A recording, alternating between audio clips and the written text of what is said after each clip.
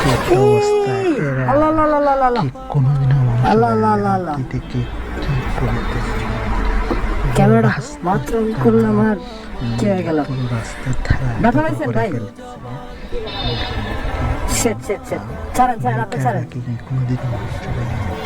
দেখেন বাইকারদের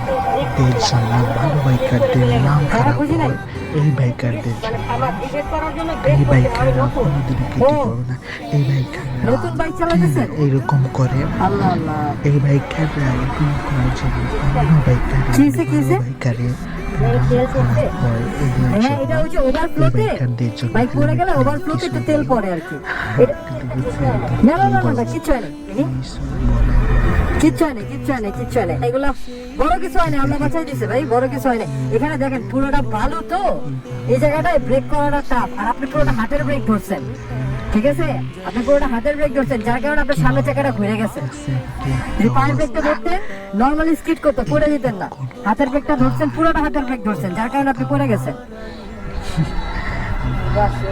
বেশি ব্যথা পাইছেন অবস্থা দেখেন দেখছেন এটা একটু ওই যে যা ট্যাক্সি সেল দিয়ে দিয়ে